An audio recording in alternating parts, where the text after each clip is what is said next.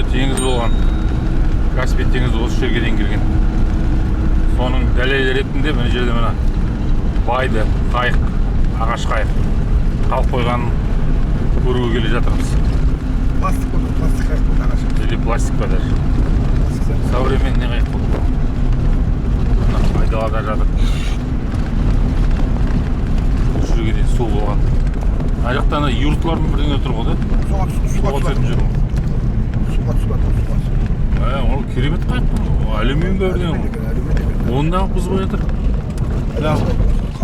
Пайдаға асыруға болады оған деген негізі.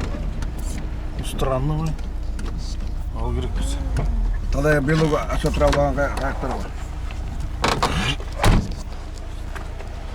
Мынау өте қызық екен.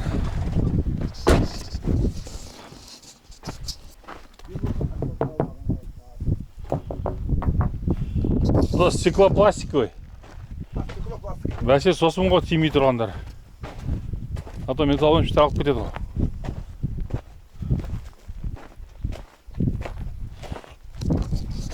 Да, уникальный экспонат. Иә. Осы дейтін не сияқты? Мына жауапты аспан бітіп батпайды, су кірмей қалады. Қалай? Мынау су кірмейді мына іште. Иә. Ана қайық батып кетеді ғой. Аспанда қағып тұрады дейді. Мына кісілер мынада ұстап отырады. Керемет еші жоқ. Керемет еші. Батып кетеді, аспанда папылау құсап тұрады.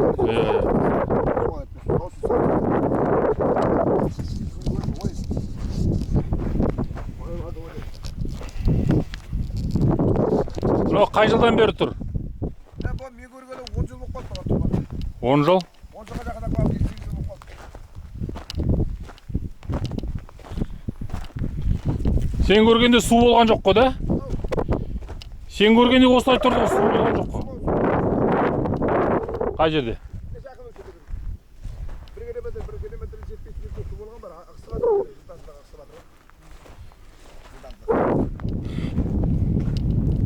Да. Көп болған көргенде, 6-7 жыл болып қалды көргенде. Өше тұрғанда.